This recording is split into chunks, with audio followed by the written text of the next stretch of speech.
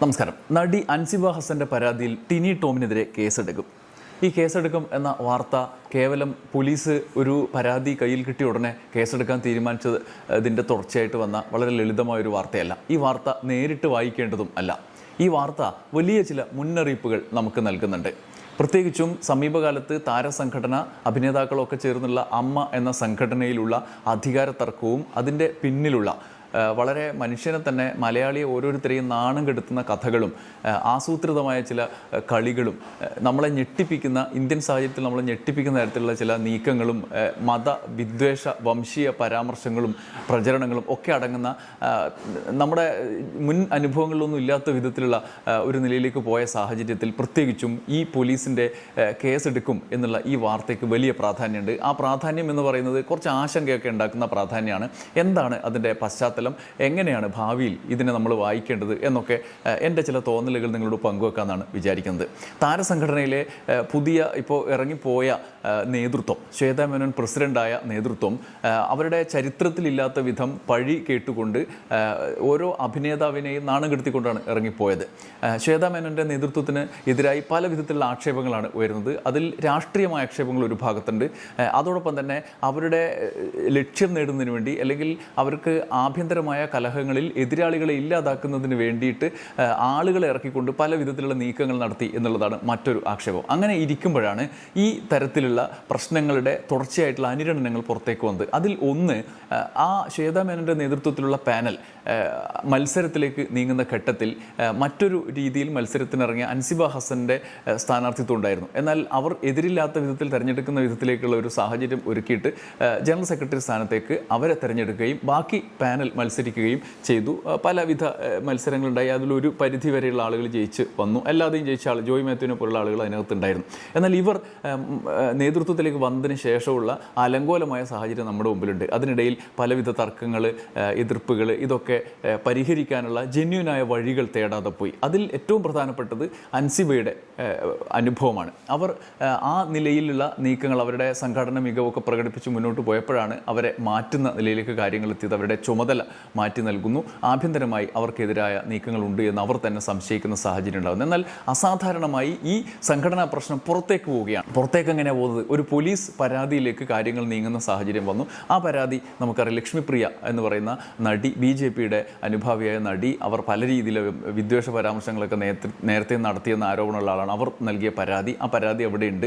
ആ പരാതിയുടെ തുടർച്ചയായിട്ട് അൻസിബയെ പോലീസ് സ്റ്റേഷനിലേക്ക് വിളിക്കുന്നു. നീണ്ട സമയം അവരെ അവിടെ വിചാരണയ്ക്ക് സമാനമായ നിലയിൽ നിർത്തുന്നു എന്ന് അവർ തന്നെ പിന്നീട് ആരോപിക്കുന്നു. പക്ഷേ കേസൊന്നും എടുക്കുന്നില്ല, സബൂറാക്കി വിടുന്നു.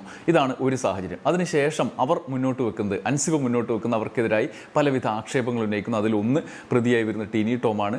ഒപ്പം ലക്ഷ്മിപ്രിയക്കെതിരായ കംപ്ലൈൻറ്റുകൾ ഉണ്ട്. അങ്ങനെ പല വിധത്തിലുള്ള ആക്ഷേപങ്ങൾ അവർ ഉന്നയിക്കുന്നു. പോലീസിൽ പരാതി നൽകുന്ന സാഹചര്യം ഉണ്ടായി. ഈ പരാതിക്ക് ശേഷമാണ് പോലീസ് കേസെടുക്കുന്നില്ല, ടിനി ടോമിനെതിരായ കംപ്ലൈൻറ്റിൽ കേസെടുക്കുന്നില്ല, അവർ എന്തോ കംപ്ലൈൻറ്റൊക്കെ തന്നു എന്നുള്ള മട്ടിലാണ് കാര്യങ്ങൾ പോയത്. അപ്പോൾ കേട്ടിരിക്കുന്ന നമ്മളൊക്കെ വിചാരിച്ചു അവർ ചെറിയ കുട്ടിയാണല്ലോ, അവർക്ക് ഇതൊന്നും അറിയില്ല, ദേഷ്യം തീർക്കാൻ വേണ്ടി കംപ്ലൈൻറ്റ് കൊടുത്തു എന്നാണ് നമ്മളൊക്കെ വിചാരിക്കുന്നത്. എന്നാൽ എന്താണ് വാസ്തവം? ആ കേസിൻ്റെ തുടർച്ചയായിട്ടാണ് അവർ കോടതിയിലേക്ക് പോവുകയും കോടതി ഇപ്പോൾ Ernakulam first class judicial magistrate കോടതി കേസെടുക്കണം എന്നാവശ്യപ്പെടുകയും ചെയ്ത് പോലീസിന് നിർദ്ദേശം കൊടുക്കുന്നു. പോലീസ് കേസെടുക്കാൻ പോവാണ് എന്നുള്ളതാണ്. കോടതി പറഞ്ഞാൽ പിന്നെ കേസെടുക്കാതിരിക്കാൻ പറ്റില്ലല്ലോ. ഇവിടെ ഉന്നയിക്കപ്പെടുന്ന പ്രധാനപ്പെട്ട ഒരു പ്രശ്നമുണ്ട്. എന്താണ്? അൻസിബ എന്ന് പറയുന്ന ഒരു സ്ത്രീ ഒരു കംപ്ലൈൻറ്റുമായി പോലീസിൽ ചെല്ലുന്നു. ആ കംപ്ലൈൻറ്റ് കൊള്ളാത്തതാണ്, അതിൽ ഒരു കാര്യമില്ല എന്ന് പോലീസ് റിപ്പോർട്ട് നൽകുന്നു. എന്താണ് കംപ്ലൈൻറ്റ് എന്ന് നമ്മൾ നോക്കണം. അവർ പറയുന്നത് തനിക്കെതിരായി ഇവർ നടത്തിയ പ്രചരണം, അതിലൊരാൾ ഇപ്പോൾ നിലവിലുള്ളത് ടിനി ടോമിനെതിരായ കേസാണല്ലോ. ടിനി ടോമിൻ്റെ നേതൃത്വത്തിൽ തനിക്കെതിരെ വർഗീയ പ്രചരണങ്ങൾ നടത്തി തന്നെ ജിഹാദി, ഭീകരവാദി ഒക്കെ ആക്കാൻ ശ്രമിച്ചു എന്നുള്ളതാണ് ഒന്ന്. രണ്ടാമത്തേത്, തനിക്കെതിരായി മോശമായ സ്വഭാവഹത്യ നടത്തുന്ന വിധത്തിൽ, വ്യക്തിഹത്യ നടത്തുന്ന വിധത്തിലുള്ള പ്രചരണങ്ങൾക്ക് അവർ നേതൃത്വം നൽകി എന്നുള്ളതാണ്. മൂന്നാമത്തേതാണ്, ഇവരൊക്കെ കൂടി ആ രീതിയിലുള്ള പ്രചരണങ്ങൾക്ക് ഒരു വേദി, അമ്മയുടെ വേദി, താരസംഘടനയുടെ വേദി ഉപയോഗിച്ചു എന്നുള്ളതാണ്. അതിൽ അവർ പറയുന്ന പ്രധാനപ്പെട്ട കാര്യങ്ങൾ നമ്മൾ ശ്രദ്ധിക്കണം. എന്താണ്? ടിനി ടോമിൻ്റെ ഡ്രൈവറെ താൻ മതം മാറ്റാൻ ശ്രമിച്ചു എന്നതുൾപ്പെടെയാണ് ഈ വർഗീയ വംശീയ പരാമർശങ്ങൾക്ക് ശ്രമിച്ചത്. കാരണം ഇവർ മുസ്ലിമാണല്ലോ. അപ്പോൾ അങ്ങനെ ശ്രമിച്ചു എന്നും ഇതിൻ്റെ തുടർച്ചയായിട്ട് നിരന്തരമായി പല രീതിയിലുള്ള പ്രചരണങ്ങൾ നടത്തി അപമാനിക്കുന്ന പെരുമാറ്റമാണ് തന്നെ അപമാനിക്കുന്ന പെരുമാറ്റമാണ് തൻ്റെ വ്യക്തിഹത്യ നടത്തിക്കൊണ്ട് അവർ നടത്തിയത് എന്നൊക്കെയായിരുന്നു അൻസിബ പോലീസ് സ്റ്റേഷനിൽ പരാതി നൽകിയത്. എന്നാൽ ഈ പരാതിയുടെ അടിസ്ഥാനത്തിൽ പോലീസ് എന്താണ് ചെയ്തത്? കേസെടുക്കാൻ കാമ്പൊന്നുമില്ല എന്ന് പറഞ്ഞ പോലീസ് എന്താണ് ചെയ്തത്? കടവന്ത്ര പോലീസാണ് അന്വേഷണം നടത്തിയത്. ശ്വേത മേനോൻ, നീന കുറുപ്പ്, ടിനി ടോം എന്നിവരുടെ മൊഴികൾ രേഖപ്പെടുത്തി. വാട്സാപ്പിൽ ഗ്രൂപ്പിൽ വന്ന പരാമർശം അൻസിബയെ ഉദ്ദേശിച്ചിട്ടുള്ളതല്ലെന്നും പൊതുവായ ഒന്നാണെന്നുമായിരുന്നു ശ്വേത മേനോൻ നൽകിയ മൊഴി. താൻ അത്തരം വാക്കുകൾ പ്രയോഗിച്ചിട്ടില്ലെന്ന് ടിനി ടോമും പറഞ്ഞു. ചില കാര്യങ്ങൾ കേട്ടതായിരുന്നു നീന കുറുപ്പ് പറഞ്ഞു. എന്നാൽ അതിന് തെളിവുകളോ സമയമോ വ്യക്തമാക്കാൻ നീന കുറുപ്പിന് കഴിഞ്ഞില്ല എന്നാണ് പോലീസ് കോടതിയിൽ പിന്നീട് കേസെടുക്കാൻ പറ്റില്ല എന്ന് പറഞ്ഞ് നൽകിയ റിപ്പോർട്ടിൽ പറഞ്ഞത്. കൂടാതെ മറ്റ് സാക്ഷികൾ ആരും ഇത് സംബന്ധിച്ച സ്ഥിരീകരണത്തിലേക്ക് പോയില്ല. ഏറ്റവും ശ്രദ്ധേയമായ കാര്യം, അൻസിബ ഡിജിറ്റൽ തെളിവുകൾ സഹിതം അവിടെ കൊടുത്തു എന്നാണ്. അൻസിബ എന്താണ് പറയുന്നത്? വാട്സപ്പ് ഗ്രൂപ്പിൽ ഇങ്ങനെ ചർച്ചകൾ നടന്നു, പ്രചരണം നടത്തിയതിൻ്റെ സാക്ഷ്യമായിട്ട് അവർ പറയുന്നത്. അപ്പോൾ അതിനെ ഒരു സ്ക്രീൻഷോട്ടൊക്കെ മിനിമം കൊടുക്കുമല്ലോ, അതിൻ്റെ മേലെ പോലീസിൽ അന്വേഷിക്കാമല്ലോ. അപ്പോൾ അങ്ങനെ ചെയ്തിട്ടുണ്ടോ, അങ്ങനെ പറഞ്ഞിട്ടുണ്ടോ എന്ന് വലിയ റോയിൻ്റെ സഹായമൊന്നും ഇല്ലാണ്ട് തന്നെ അന്വേഷിച്ച് കണ്ടെത്താൻ പറ്റും. അങ്ങനെ പറഞ്ഞിട്ടുണ്ട് എന്നുള്ളതിന് തെളിവാണ് അവർ ഹാജരാക്കുന്നത്. അതായത് താൻ മതം മാറ്റാൻ ശ്രമിച്ചു. അത് ഗുരുതരമായ ആക്ഷേപമാണല്ലോ. ഒരാളെ ഇങ്ങനെ കോർണർ ചെയ്ത് ആക്രമിക്കാൻ പറ്റിയൊരു സാധനമാണ് ഇന്ന് ഇന്ത്യയിൽ. അത്തരം ഒരു ആക്ഷേപമാണ് ഉന്നയിച്ചു എന്ന് പറഞ്ഞത്. അത് ടിനി ടോം ചെയ്തു എന്ന് പറയുമ്പോൾ അത് ഈ വാട്സപ്പ് ഗ്രൂപ്പിൽ വന്നിട്ടുണ്ടോ എന്നാണല്ലോ. അപ്പോൾ വന്നിട്ടുണ്ട് എന്നുള്ളതിന് തെളിവാണ് ശ്വേത മേനോൻ്റെ മൊഴി. എന്താ ശ്വേത മേനോൻ പറയുന്നത്? അത് പൊതുവായി പറഞ്ഞാണെന്ന്. പൊതുവായിട്ട് അങ്ങനെ മതം മാറ്റാൻ ശ്രമിച്ചു എന്ന് പൊതുവായിട്ടൊരു പറയലുണ്ടോ? മറ്റേ ശ്രീനിവാസൻ ഒരു സിനിമയിൽ പറഞ്ഞതുപോലെ പൊതുവായിട്ട് ദിം തരികിടതോം എന്ന് പറയുന്ന പ്രിയദർശൻ്റെ സിനിമയിൽ ഇവിടെ പൊതുവേ എങ്ങനെയാണ് സ്ത്രീകൾ എന്ന് ചോദിക്കുന്നൊരു ചോദ്യമുണ്ട്. നടിമാരെ തേടിപ്പോയ കഥാപാത്രം അതുപോലെ പൊതുവേ പറഞ്ഞതാണ് എന്നാണ് ശ്വേത മേനോൻ പറയുന്നത്. അപ്പോൾ അത് ആസൂത്രിതമായൊരു സംഭവമാണ്, സംശയിക്കത്തക്ക സാഹചര്യം നിലവിലുണ്ട് എന്നാണ് ഈ പരാതിയിൽ നിന്നും നമുക്ക് മനസ്സിലാവുക. ഇതിനോട് പോലീസ് എടുത്ത സമീപനമാണ് ശ്രദ്ധേയം. കടവന്ത്ര പോലീസ് എന്താണ് ചെയ്തത്? ഇവരെയൊക്കെ വിളിച്ചു വരുത്തി ഇതിലൊന്നുമില്ല എന്ന് പറഞ്ഞ് മുന്നോട്ട് പോവുകയാണ്. ഒരു സ്ത്രീ ഒരു പരാതി നൽകുമ്പോൾ അതിൻ്റെ അവരുടേതായ നിലയിൽ ഒരു തെളിവ് നൽകുമ്പോൾ അതിൽ FIR ഇട്ട് അന്വേഷണം നടത്തുക എന്നുള്ളത് ഇപ്പോൾ പ്രാഥമികമായി നമുക്ക് കേൾക്കുമ്പോൾ തന്നെ തോന്നും. എന്നിട്ട് അത് ചെയ്യാതെ അവർ എന്ത് ചെയ്തു? ഇവർക്ക് എതിരായി പൊതുബോധം തിരിക്കുന്ന വിധത്തിൽ അതിലൊന്നും കംപ്ലൈൻറ്റിലൊന്നും കാമ്പില്ല എന്ന് പറഞ്ഞ് നിൽക്കുകയാണ്. അതിൻ്റെ തുടർച്ചയായിട്ടാണ് ടിനി ടോമിനെതിരായി ഇതില്ല എന്ന് പറഞ്ഞ് കേസൊന്നും എടുക്കുന്നില്ല എന്ന് പറയുന്നത്. അത് ആഘോഷിക്കുകയാണ് ലക്ഷ്മിപ്രിയ, ഈ പറയുന്ന സംഘം, ശ്വേത മേനോൻ ടീം അത് ആഘോഷിക്കുകയാണ്. അവർക്കെതിരായ വിദ്വേഷ പ്രചരണത്തിനുള്ള ഒരു ഉപകരണമാക്കുകയാണ്. എന്നിട്ട് ഇതിനെ സാധൂകരിക്കും വിധത്തിൽ പിന്നീട് ഒരു മാധ്യമത്തിന് നൽകിയ അഭിമുഖത്തിൽ, യൂട്യൂബ് ചാനലിന് നൽകിയ അഭിമുഖത്തിൽ ലക്ഷ്മിപ്രിയ പറയുകയാണ് അവർ ഇങ്ങനെയൊക്കെ പല രീതിയിൽ ശ്രമിച്ചു. അവർ ഒരു ക്ഷേത്രത്തിൽ നിന്നുള്ള ഈ സംഭാവനയ്ക്കെതിരായി മതപരമായി തിരിഞ്ഞു നിന്ന് ആക്ഷേപം ഉന്നയിച്ചു എന്ന് സംശയിക്കത്തക്ക വിധത്തിലുള്ള അവരെ സംശയത്തിൻ്റെ നിഴലിൽ നിർത്തുന്ന തരത്തിലുള്ള പരാമർശം നടത്തുകയാണ്. പിന്നീട് അവരുടെ അവിഹിതം, അവരങ്ങനെയാണ് ഇങ്ങനെയാണ് കള്ളു കുടിക്കുന്നതൊക്കെ പറഞ്ഞ് ഒരു വീഡിയോ അഭിമുഖത്തിൽ അവർ പറയുകയാണ്. അത് ടിനി ടോം ഒരു സ്ഥലത്ത് നിന്ന് പറഞ്ഞിട്ട് പോലീസ് കേസെടുക്കില്ല എന്ന് പറഞ്ഞ് അത് ആഘോഷിക്കുകയും അതിനെ സ്ഥിരീകരിക്കുന്നതിൽ പരോക്ഷമായി മറ്റൊരു അഭിമുഖം നൽകുകയും ചെയ്യുക. എന്നിട്ട് പോലീസ് അത് തള്ളിക്കളയുകയും ചെയ്യുക. എമ്മാതിരി പോലീസാണല്ലേ. എന്നിട്ട് അത് കഴിഞ്ഞിട്ട് ലക്ഷ്മിപ്രിയക്കെതിരായ കംപ്ലയിൻറ്റും ഇപ്പോൾ പോലീസിൻ്റെ മുന്നിൽ കിടക്കുകയാണ്. ലക്ഷ്മിപ്രിയയുടെ കംപ്ലയിൻറ്റിൽ പ്രാഥമികമായി കേൾക്കുന്ന ആൾക്ക് തന്നെ മനസ്സിലാവും ഒരു മനുഷ്യൻ ഒരു സ്ത്രീയോട് ചെയ്തുകൂടാത്ത കാര്യമാണ് അവർ ആ ഇൻ്റർവ്യൂവിൽ ചെയ്തത്. അമ്മാതിരി വർത്തമാനമാണ് അവർ പറയുന്നത്.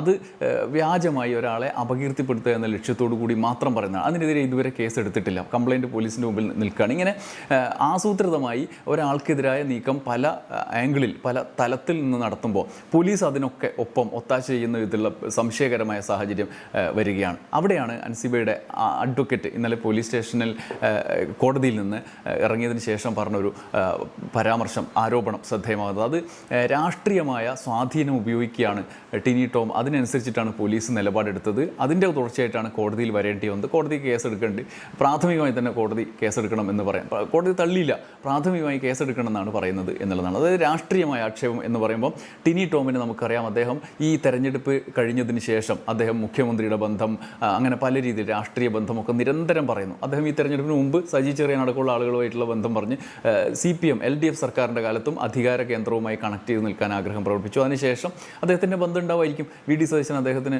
അടുത്ത് ബന്ധമുള്ള ആളാണ് എന്ന് മുഖ്യമന്ത്രി എന്ന് നമുക്കറിയാം. അതിനനുസരിച്ചിട്ടുള്ള സ്വാധീന ശക്തിയായി അദ്ദേഹം ഒരു നറേറ്റീവ് സൃഷ്ടിച്ചു. അതിനുശേഷം അദ്ദേഹത്തിനെതിരെ പോകുന്ന കംപ്ലയിൻറ്റിലാണ് ഇത്രയധികം യുക്തിസഹമായ നിർദ്ദേശങ്ങൾ, കംപ്ലയിൻറ്റിലെ വിവരങ്ങളൊക്കെ ഉണ്ടായിട്ടും ആ കംപ്ലയിൻറ്റിൽ FIR ഇടാൻ പറ്റില്ല, കേസെടുക്കാൻ പറ്റില്ല എന്ന് പറഞ്ഞ് പോലീസ് നിലപാടെടുക്കും. സ്വാഭാവികമായിട്ടും ടിനി ടോമിൻ്റെ നിലപാട് സംശയകരമായിരിക്കും. ഇത് ആഭ്യന്തരമന്ത്രി അറിഞ്ഞിട്ടാണോ മുഖ്യമന്ത്രി അറിഞ്ഞിട്ടാണോ എന്നൊന്നുള്ള ആരോപണങ്ങൾക്ക് പ്രസക്തിയില്ല. പക്ഷേ അങ്ങനെ ആകുകയുമില്ല. പക്ഷേ ഇങ്ങനെ ഒരു പോലീസിന് മുന്നിൽ ഇങ്ങനെ ഒരാൾ നിൽക്കുമ്പം സ്വാഭാവികമായും സ്വാധീനിക്കപ്പെടുമോ എന്നുള്ള സംശയം വരും.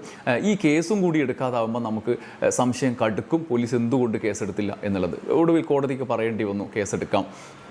കേസെടുക്കണമെന്ന്. പോലീസിന് ഇനി കേസെടുത്ത് മുന്നോട്ട് പോകേണ്ട സാഹചര്യമാണ്. ഇത് ചേർത്ത് വായിക്കുമ്പോൾ നമുക്ക് മനസ്സിലാക്കേണ്ട ചില കാര്യങ്ങൾ. ഒന്ന്, അമ്മയിലൊരു സ്ത്രീയാണ്, ഒരു പെൺകുട്ടി, ഒരു സ്ത്രീ, ഒരു അഭിനേത്രി മുന്നോട്ട് വന്നിട്ട് അവർക്കുണ്ടായ ദുരനുഭവത്തെ ആദ്യം പൊതുമധ്യത്തിൽ പറഞ്ഞു. പിന്നീട് അതിലൊരു ക്രൈമുണ്ട് എന്ന് തിരിച്ചറിഞ്ഞുകൊണ്ട് അവർ പോലീസിലേക്ക് പോകുന്നു. പോലീസ് അത് തള്ളിക്കളയുന്നു.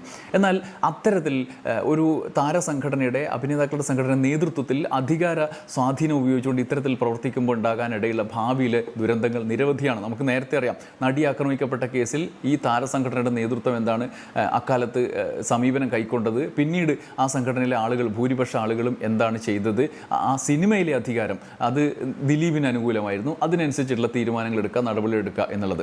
ഇനി ഭാവിയിൽ എന്താണ്, ഇപ്പോൾ ഇതിൻ്റെ അപ്പീൽ, നടി ആക്രമിക്കപ്പെട്ട കേസിൽ തന്നെ അപ്പീൽ കോടതിയിൽ കിടക്കാണ്. ഒരു തരത്തിലുള്ള മൂവ്മെൻറ്റും ഒരു തരത്തിലുള്ള മുന്നോട്ട് പോക്കും അതിന്മേലില്ല എന്നാണ് നമുക്കിപ്പോൾ മനസ്സിലാവുന്നത്. അത് ഇനി ഏത് മട്ടിൽ മാറും എന്നുള്ള ആശങ്ക നടിക്കുമുണ്ട്, നാട്ടുകാർക്കും ഉണ്ട്, അതിനോട് ചേർന്ന് നിൽക്കുന്നവർക്കും ഉണ്ട്.